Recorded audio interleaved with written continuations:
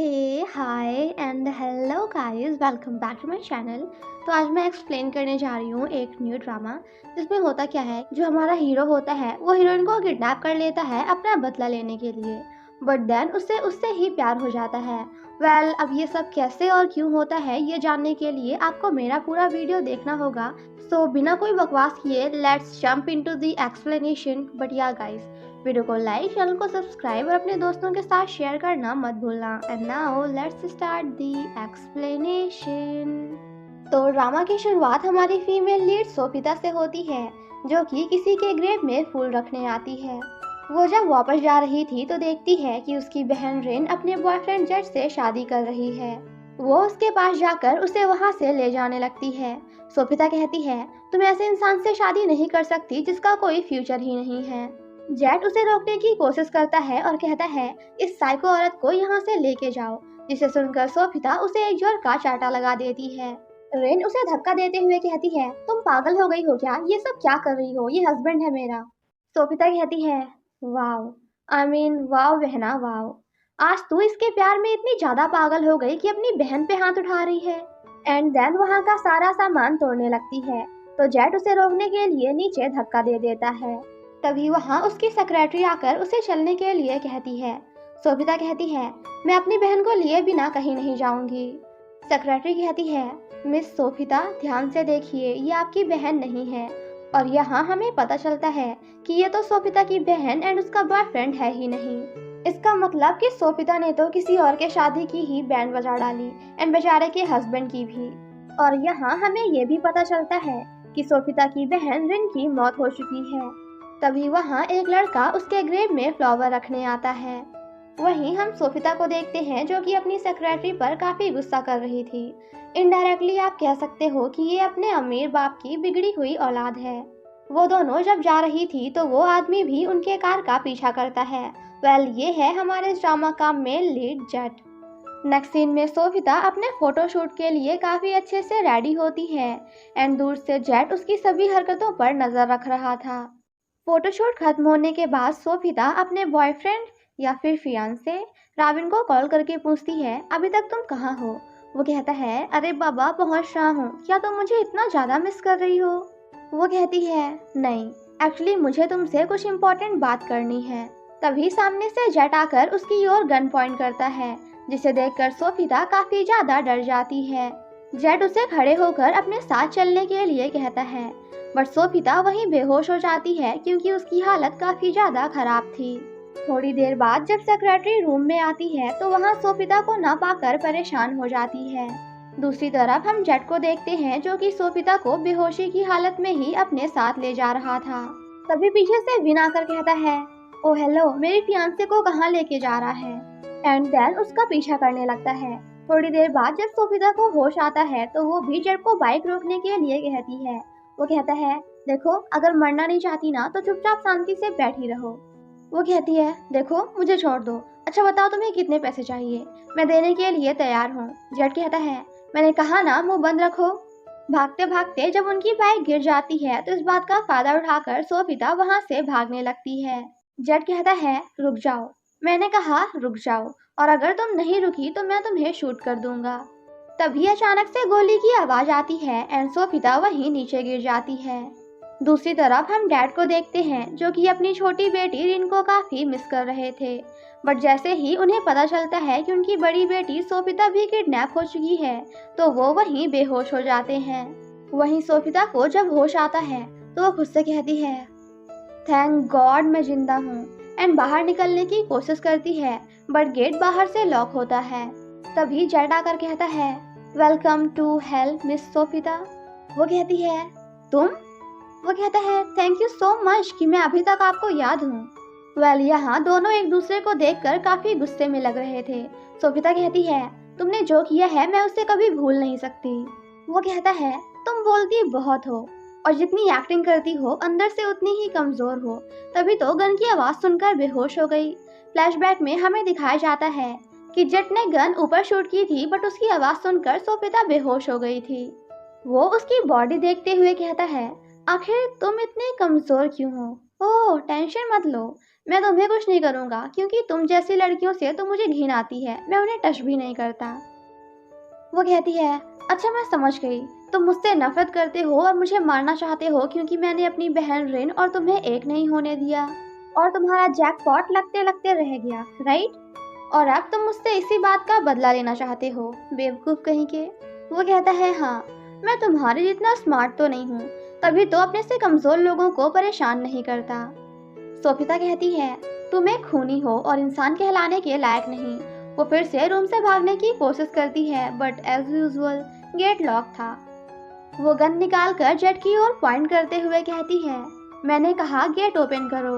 वो कहता है, क्या तुम्हें पता भी है कि गन कैसे चलाते हैं या फिर तुम ये चाहती हो कि मैं तुम्हें सिखाऊं? वो कहती है, देखो मेरे पास मत आना वरना मैं सच में मार दूंगी। जेट उसके पास पहुंच जाता है तो वो सच में शूट कर देती है बट उसमें बुलेट्स ही नहीं थी। जेट कहता है, वाओ, तो तुमने सच में चला दी, तुम बिल्कुल भी नहीं बदली, तुम अभी भी बिल्कुल उतनी ही पत्थर दिल हो जितनी पहले थी और खुद को बचाने के लिए किसी की जान भी ले सकती हो। वो कहती है, तुम्हारी वजह से ही मेरी बहन की मौत हुई है तो तुम्हें भी मरना होगा। जेट कहता है, वो तुम हो जिसने अपनी बहन को मरने के लिए मजबूर किया। क्या कभी तुमने उसके बारे में सोचा था?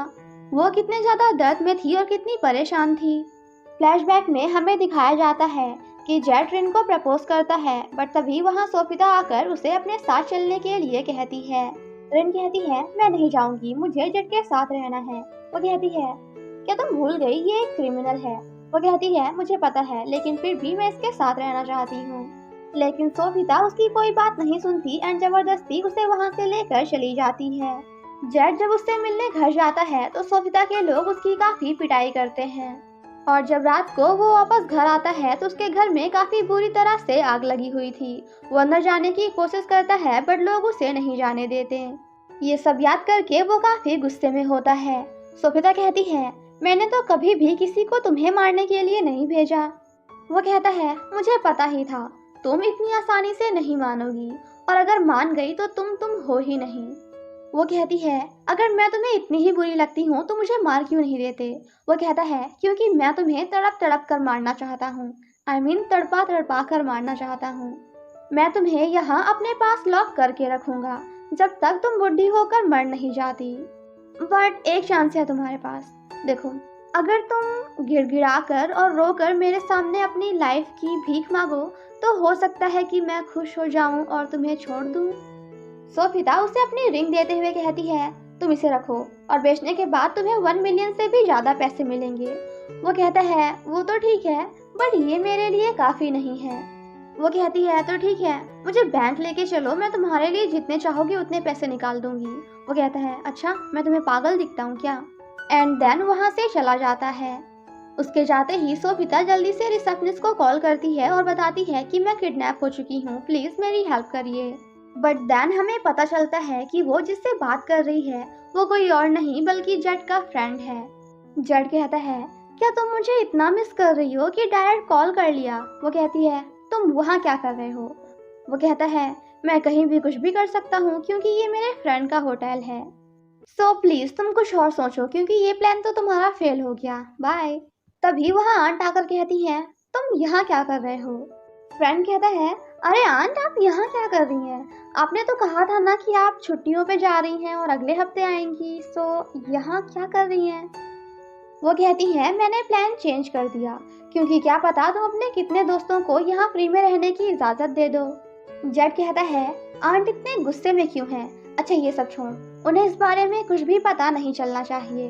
वो कहता है, तो बाबा तूने उसे किडनैप ही क्यों किया? देख तू गलत काम करना छोड़ दे और अगर तुमने फिर से कोई गलत काम किया ना तो मैं तेरा दोस्त नहीं। जेट उसका मुंह बंद करते हुए कहता है, अरे गधे धीमे बोलना, आंट सुन लेंगी। फ्लैशबैक में हमें दिखाया जाता है कि एक गनमैन एक आदमी को सोफिता को मारने का कॉन्ट्रैक्ट देता है बट वो उसे करने से मना कर देता है तो जेट इस बात के लिए रेडी हो जाता है। फ्रेंड कहता है, तो क्या उसे मारने वाला है? अभी कुछ दिन पहले ही तो जेल से आया है। वो कहता है, बिल्कुल नहीं, बल्कि मैं उसे कुछ दिनों तक छिपा के रखूंगा। फ्रेंड कहता है, व्हाट? क्या तू उसे बचाने की कोशिश कर रहा है? पर तूने तो कहा कि तू उससे नफरत करता है। जेट कहता है, हाँ मैं उससे बहुत ज्यादा नफरत करता हूँ। दैट्स वाई उसे इतने आसानी से मारना नहीं चाहता। वो कहता है, देख तू करने क्या वाला है। अगर इस बारे में आन को पता चला और गलती से उन्होंने मेरे डैड को बता दिया ना, तो फिर मेरे डैड मुझे घर से ही नहीं बल्कि जायदाद से ही बाहर निकाल देंगे। वहीं सोफिता एक पेपर जला के फायर आर्म बचाने की कोशिश कर रही थी, बट तभी पीछे से जेड आकर कहता है, ये क्या कर रही हो तुम? कोई नहीं कर लो, क्योंकि ये काम नहीं करने वाला। और अगर ये बाय चांस काम करता भी तभी तुम्हारी कोई हेल्प करने नहीं आता, क्योंकि इस फ्लोर में सिर्फ मैं और तुम और कोई नहीं है। वो कहती है, अच्छा चलो एक डील करते हैं। अगर तुम मुझे यहाँ से जाने दोगे तो मैं पुलिस में कंप्लेन नहीं करूँगी और तुम्हें जितने पैसे चाहिए होंगे उतने पैसे भी दूंगी। वो कहता है, ओके डील, लेकिन मैं पैसे तुमसे नहीं बल्कि तुम्हारे डैड से लूँगा और तुम्हें यही रखूँगा। वो कहती है, सोचना भी मत, क्योंकि अभी मेरे डैड की हेल्थ बहुत ही ज़्यादा ख़राब है और अगर उन्हें कुछ हुआ तो आई विल किल यू, मैं तुम्हें मार डालूंगी जान से। तभी कोई डोर नॉक करता है। जेड सोफिता को आवाज करने से मना करता है एंड जाकर देखता है, वेल वहाँ कोई और नहीं बल्कि वही गनमैन था जिसने जेड को सोफिता को मारने का कॉन्टैक्ट दिया था। कॉन्टैक्ट नहीं गाइस, कॉन्ट्रैक्ट। गेट खोलने से पहले वो जबरदस्ती सोफिता को वॉशरूम में ले जाकर बंद कर देता है और कहता है, ध्यान से सुनो, अभी जो बंदा आया हुआ है ना, उसी ने मुझे तुम्हें मारने का कॉन्ट्रैक्ट दिया था, तो अगर तुम मरना नहीं चाहती तो प्लीज अपना मुंह बंद रखना। गनमैन कहता है, आखिर मैंने तुम्हें जॉब दी ही क्यों? तुमने अभी तक उसे मारा क्यों नहीं? वो अभी कहाँ है? वो कहता है, एक्चुअली मैं उसे मारने ही वाला था, बट किसी ने हमें देख लिया, इसलिए मैं उसे अपने घर लेके आया, लेकिन उसने मेरा चेहरा देख लिया, तो अब खुद को बचाने के लिए मैंने उसे जड़ से गायब कर दिया। अब तो उसे किसी की बॉडी भी नहीं मिलेगी। आफ्टर दैट वो उसे सोफिता का एक नेकलेस एंड फोटो दिखाता है। वेल ये फोटो उसने तब खींची थी जब गोली की आवाज सुनकर सोफिता बेहोश हो गई थी। गनमैन उसे कुछ पैसे देते हुए कहता है, तुम श्योर तो हो ना कि उसकी बॉडी किसी को नहीं मिलेगी? वो कहता है, हाँ आप टेंशन मत लीजिए। जाने से पहले वो कहता है, क्या मैं तुम्हारी वॉशरूम यूज कर सकता हूँ?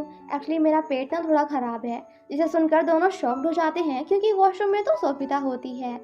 जेड कहता है, वेट नहीं, तुम नहीं जा सकते क्योंकि वहाँ कोई है। वो कहता है, कौन? जेड कहता है, एक्चुअली कल रात को मैं बाहर गया था तो बस एक लड़की है। वो कहता है, तो मैं क्या करूँ? जाना तो पड़ेगा, मैं कंट्रोल नहीं कर सकता। मिस प्लीज क्या आप बाहर निकल सकती हैं? सोफिता कहती है, बट मेरे पास मेरे कपड़े ही नहीं है, मैं बाहर कैसे आऊँ?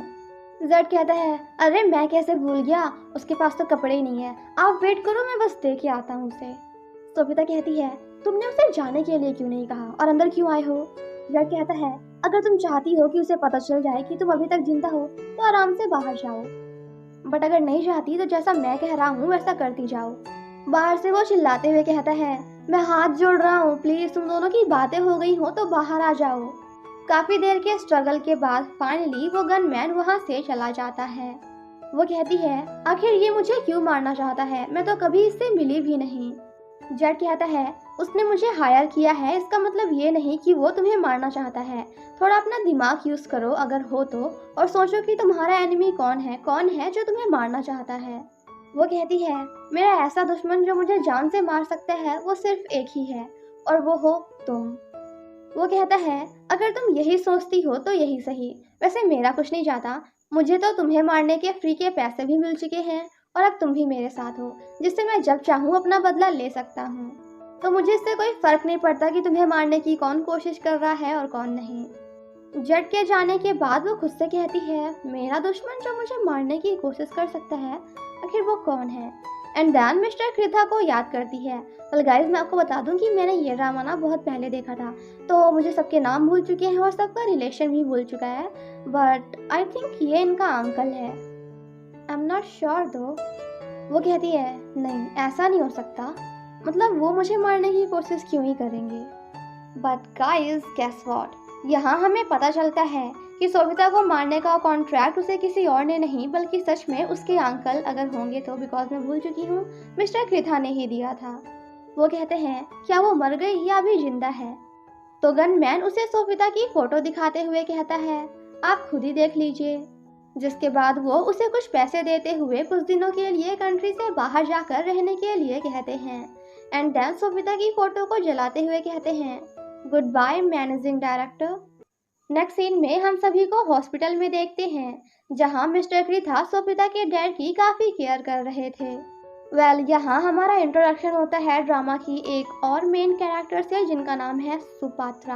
आई थिंक इट्स इंडियन लगता है, मतलब आई मीन इनका नेम थोड़ा इंडियन लग रहा है। डैड सोफिता के बारे में पता लगाने के लिए पुलिस में कंप्लेन करने के लिए कहते हैं, बट मिस्टर कृथा ऐसा करने से मना कर देते हैं। वो कहते हैं अगर किडनैपिंग की बात बाहर आई तो जिस चाइनीज कंपनी ने हमारे साथ कॉन्ट्रैक्ट लिया है वो अपना कॉन्ट्रैक्ट खत्म कर देगी और इससे हमारी कंपनी को बहुत बड़ा नुकसान हो सकता है। विन कहता है मगर ये सोफिता की लाइफ का सवाल है। वो कहता है मैं तो बस एडवाइस दे रहा था, आई मीन अपनी राय दे रहा था, मानना ना मानना ये तो आप पे डिपेंड करता है। और अगर कंपनी का नुकसान होता है तो कितने सारे एम्प्लॉयज अपनी जॉब खो देंगे। वहीं जेट सोफिता को एक शर्ट देते हुए कहता है इसे चेंज कर लो। वो मना कर देती है तो वो कहता है क्या तुम इस गीले कपड़े में सोने जाओगी। वो कहती है तो मुझे बस इतना बताओ कि तुम मुझे यहाँ कब तक रखने वाले हो। देखो मैं तुम्हें पहले ही बता रही हूँ, मेरे डैड के पास बहुत पैसा है, वो बहुत जल्दी किसी को हायर करेंगे मुझे ढूंढने के लिए, और अगर एक बार उन्होंने मुझे ढूंढ लिया ना तो तुम्हारा बचना मुश्किल है। सो प्लीज़ इसीलिए कह रही हूँ मुझे जाने दो। जड कहता है अच्छा तुम्हें जाने दूँ ताकि तुम पुलिस में जाकर मेरी कंप्लेन कर दो। वो कहती है अरे बाबा आई प्रॉमिस नहीं करूँगी। वो कहता है मगर मैं तुम जैसे इंसान पे भरोसा नहीं कर सकता। वो कहती है तो तुम ही बताओ क्या चाहते हो तुम। वो कहता है अभी मेरा दिमाग काम नहीं कर रहा इसलिए मैं सही से कुछ बता नहीं पाऊंगा, बट ओ गॉड 11 बज गए, मुझे सोने जाना चाहिए अपनी अच्छी मेंटल हेल्थ के लिए। और तुम भी अपने चेहरे का ध्यान रखो वरना रिंकल्स आ जाएंगे, वैसे भी बुढ़ी तो हो रही हो। मॉर्निंग में जब उसकी नींद खुलती है तो सोफिता अंदर नहीं होती। वो वॉशरूम जाकर गेट नॉक करता है, बट जब अंदर से कोई आवाज नहीं आती तो वो खुद ही अंदर चला जाता है, जहाँ सोफिता बेहोश पड़ी होती है। वो उसे उठाते हुए कहता है तो तुम रात भर यहाँ सो रही थी। सोफिता कहती है जहाँ तक मुझे याद है तो कल रात को मैं कॉम कर रही थी, एंड देन उसके बाद का तो मुझे कुछ याद ही नहीं। वो कहता है क्यों, तुम ठीक तो हो ना, आई मीन कहीं तुम्हारी तबीयत तो खराब नहीं, लाओ मैं चेक करूँ। लेकिन वो उसका हाथ पीछे करते हुए वहाँ से चली जाती है। जेट जब शार ले रहा था तो सोफिता टीवी ऑन करके न्यूज़ देखने लगती है, जहाँ मिस्टर कृथा प्रेस के सामने अनाउंस कर रहे थे कि कुछ दिनों के लिए सोफिया अब्रॉड ट्रिप पे गई हुई है, तो जब तक वो नहीं आती तब तक मैं ही इस कंपनी को मैनेज करूँगा। लेकिन तभी पीछे से डैड आकर सभी को बता देते हैं कि उनकी बेटी किडनैप हो चुकी है। वो कहते हैं मैं हाथ जोड़ता हूँ, जिसने भी मेरी बेटी को किडनैप किया है प्लीज़ उसे छोड़ दो। मैं वैसे भी अपनी एक बेटी खो चुका हूँ, इसलिए मैं सोफिता को बचाने के लिए कुछ भी कर सकता हूँ। वहीं सोफिता अपने डैड की ऐसी हालत देखकर काफ़ी ज़्यादा सैड हो जाती है। तभी वहाँ जेड आकर कहता है आखिर वो कौन था जिसने कहा कि तुम अब्रॉड गई हुई हो ट्रिप पे। वो कुछ नहीं बोलती तो वो कहता है मैं तुम्हारी हेल्प करने की सोच रहा था, लेकिन कोई बात नहीं अगर तुम नहीं बताना चाहती तो। सोफिता कहती है उसका नाम मिस्टर कृथा है। वो कहता है क्या तुमने उसे बताया था कि तुम अब्रॉड जा रही हो। वो कहती है नहीं। जेड कहता है इसका मतलब ये झूठ बोल रहा है, और अगर इसका इरादा सिर्फ तुम्हारी कंपनी को हथियाना है तो इससे बढ़िया मौका और क्या हो सकता है। वो कहती है तो फिर सोच क्या रहे हो, मुझे जाने दो। क्या तुमने देखा नहीं मेरे डैड की तबीयत कितनी ज़्यादा ख़राब है, प्लीज़ उन पे तो थोड़ी सी दया दिखाओ और प्लीज़ मुझे जाने दो। उन्होंने तुमसे मुझे छोड़ने की भीख मांगी है, क्या तुमने सुना नहीं। अगर तुम्हारे अंदर थोड़ी सी भी इंसानियत बची है तो प्लीज़ मुझे जाने दो। वो उसे रूम की चाबी देते हुए कहता है अब खड़े होके देख क्या रही हो, इससे पहले कि मैं अपना माइंड चेंज कर लूँ जल्दी से लो इसे। सोफिता उस चाबी को लेकर भागते हुए जाती है एंड गेट ओपन करने की कोशिश करती है, पर गेट नहीं खुलता। वो काफ़ी गुस्से में आकर कहती है क्या ये तुम्हारे लिए मजाक करने का टाइम है, ये गलत चाबी है। वो कहता है अच्छा आई एम सॉरी, एक्चुअली मेरे पास ना बहुत सारी चाबियाँ हैं तो मैंने शायद तुम्हें गलत दे दी। कोई बात नहीं, शायद यहाँ से जाना तुम्हारे किस्मत में ही नहीं है, अनलकी यू। सोफिता काफ़ी गुस्से में जाकर किचन का सारा सामान तोड़ने लगती है। वो कहता है देखो उसे नीचे रख दो, मेरे फ्रेंड का फेवरेट है और बहुत ही एक्सपेंसिव है। बट सोफिता उसकी कोई भी बात नहीं सुनती और एक एक करके सारा सामान फेंकने लगती है। जेड उसके पास जाकर उसे समझाने की कोशिश करता है। वो कहता है क्या तुम घर में भी ऐसी करती हो, जब तुम्हारी कोई विश पूरी नहीं होती तो सामान को फेंकने लगती हो। अगर तुम्हारा दुश्मन तुम्हें परेशान कर रहा है तो तुम्हें उसे मारना चाहिए, ऐसे चीखने चिल्लाने से कुछ नहीं होगा। वो कहती है, ओ हेलो, तुम्हें मुझे सिखाने की कोई ज़रूरत नहीं। और तुम क्या चाहते हो कि मैं अपने खूनी को बिल्कुल वैसे ही शूट करके मार दूं जैसे तुमने मारा है, मारा था। ये सुनकर जेट को काफी गुस्सा आ जाता है। वो काफी गुस्से में कहता है, चुपचाप ये सारा जो फैलाया है ना उसे साफ करो, क्योंकि यहाँ तुम्हारे डैडी के नौकर नहीं है जो आकर इन्हें साफ करेंगे। एंड देन वहाँ से चला जाता है। सोफिता रोते हुए उस मोमेंट को याद करती है जब उसकी बहन अपनी आखिरी सांसें ले रही थी। मरने से पहले रिन कहती है, वो मुझसे प्यार नहीं करता। उसने मुझसे कहा कि मैं अपने बेबी का अबॉर्शन करा दूं। वहीं जेट अपने फ्रेंड से कहता है, जल्दी चल। वो कहता है, मैं ही क्यों? मैं क्यों साफ करूं? मैं इस होटल का मालिक हूँ, कोई नौकर नहीं। वो कहता है, इसलिए क्योंकि मैं नहीं चाहता कि मेरे अलावा हम दोनों के अलावा कोई और सोफिता को देखे, क्योंकि उसके डैड ने पब्लिकली अनाउंस किया है कि अगर कोई भी सोफिता के बारे में कुछ भी बताएगा तो उसे 1 मिलियन का प्राइज मिलेगा। तो अगर तू नहीं चाहता कि मैं किसी और को हायर करूं और जिसके बाद हम दोनों जेल में दिखे, तो चुपचाप मुंह बंद कर और मेरे साथ चल। वहीं सोफिता खुद को जान से मारने की कोशिश करती है। अब ये मरी या नहीं ये तो आपको कल पता चलेगा, बिकॉज ये एपिसोड यहीं पे खत्म हो गया। Thank you so much guys for watching my explanation. Stay safe and healthy. और हाँ, चैनल को लाइक नहीं सब्सक्राइब करना मत भूलना। Bye bye.